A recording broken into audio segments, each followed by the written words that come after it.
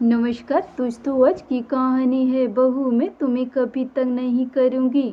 बेटे की शादी के कुछ महीने बाद ही सुमन ने अपनी तीव्रती खानी शुरू कर दिए।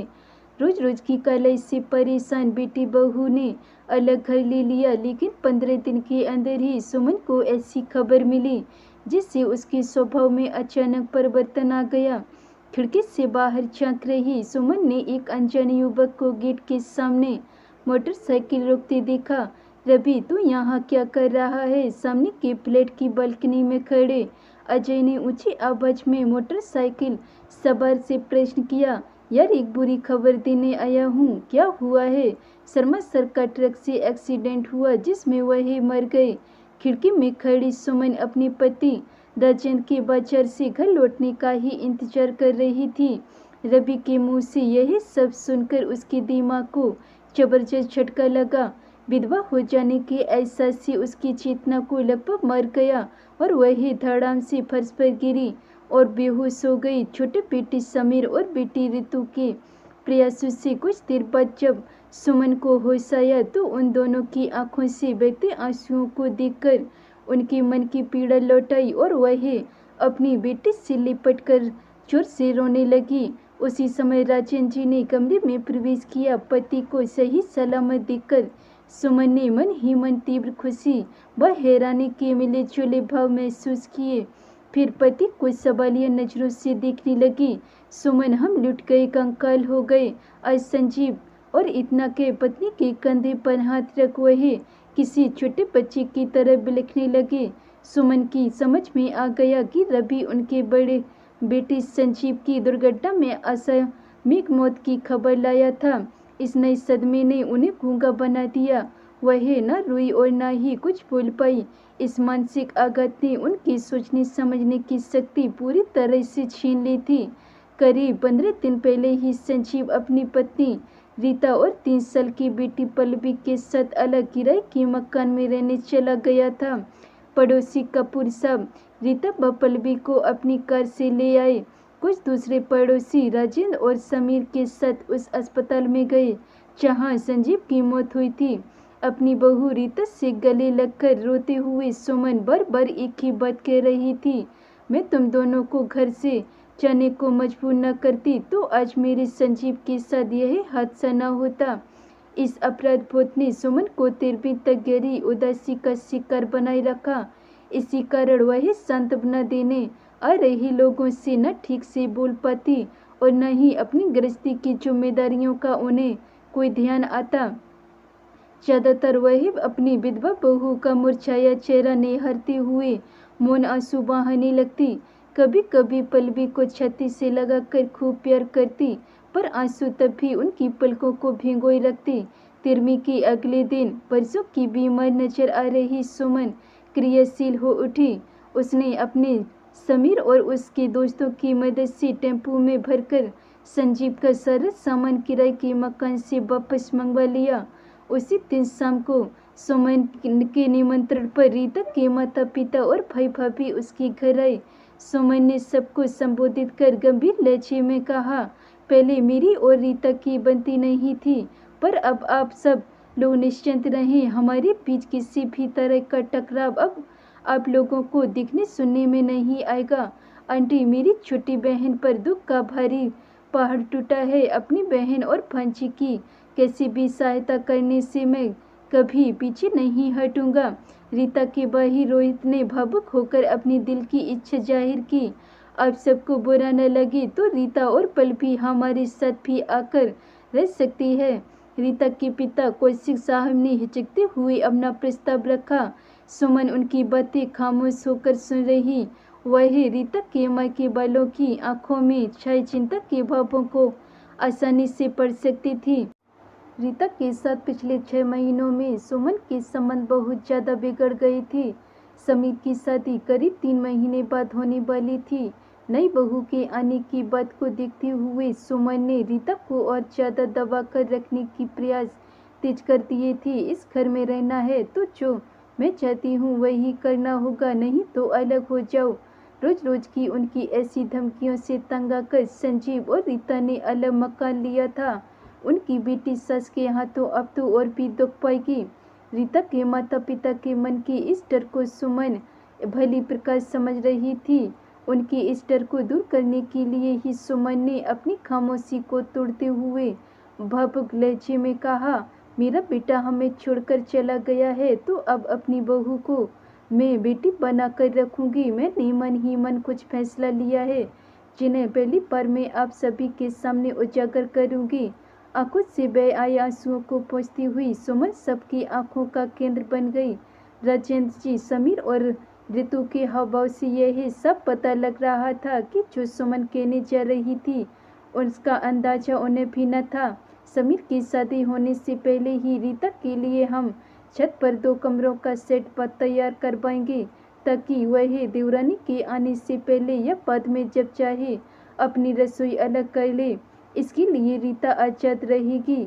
अतीत में मैंने रीता के नौकरी करने का सदा विरोध किया, पर अब मैं चाहती हूँ कि वह आत्मनिर्भर बने।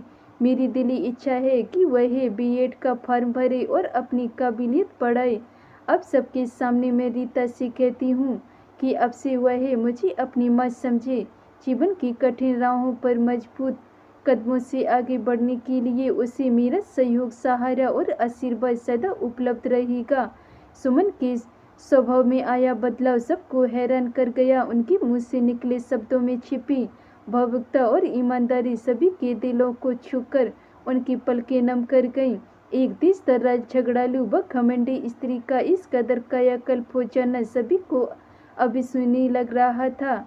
रीता अचानक अपनी जगह से उठी और सुमन के पास आ बैठी। सस ने बाहें फैलाई और बहू उनकी छाती से लगकर सुबकने लगी। कमरे का माहौल बड़ा भावुक और संजीदा हो गया। रीता के माता पिता व भैया भाभी के पास अब रीता व पल्लवी के हितों पर चर्चा करने के लिए कोई कारण नहीं बचा। क्या सुमन का सचमुच कायाकल्प हुआ है? इस सवाल को अपने दिलों में समेटे सभी लोग कुछ देर बाद विदा लेकर अपने अपने घर चले गए।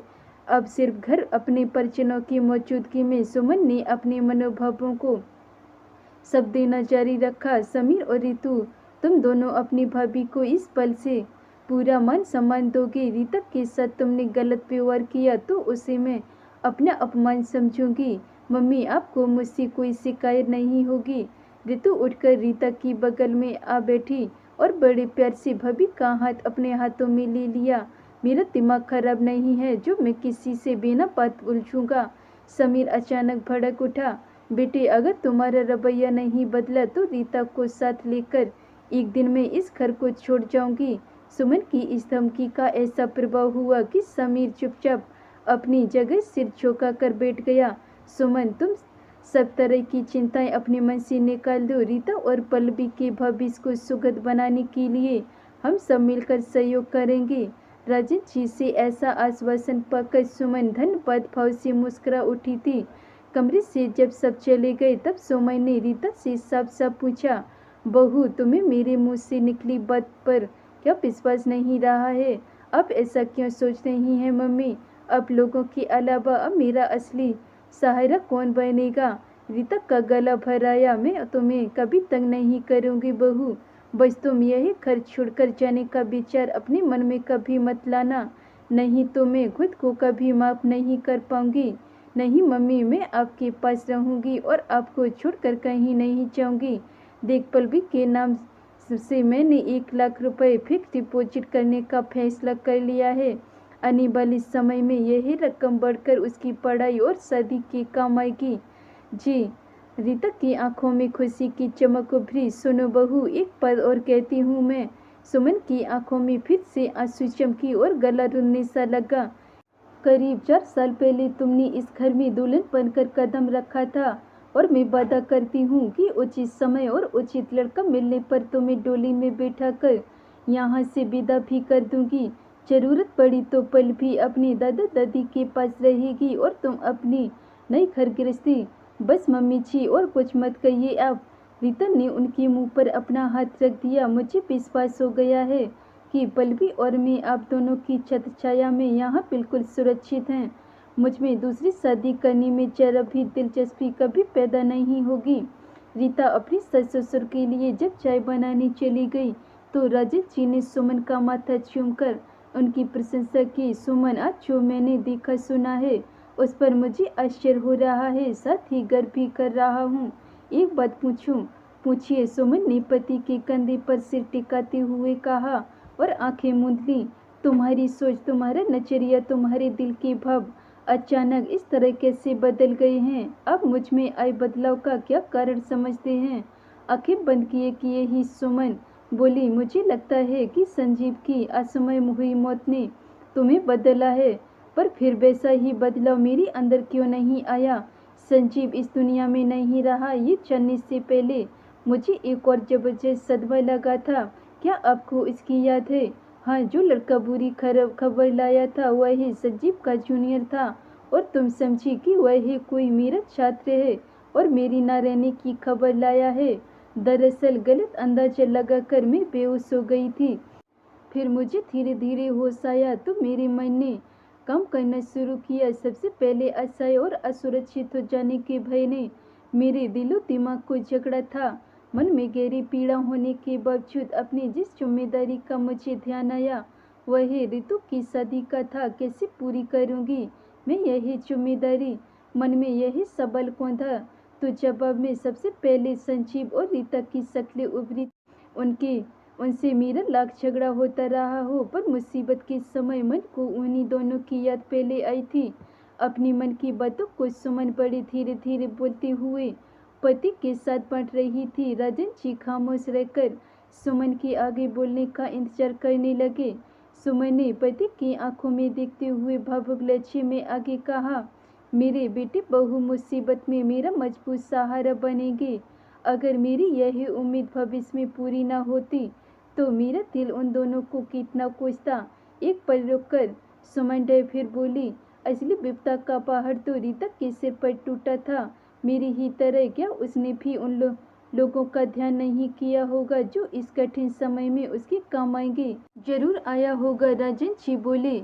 अगर उसने हमें बिस्नी लोगों की सूची में नहीं रखा होगा तो यह हमारे लिए बड़ी शर्म की बात है।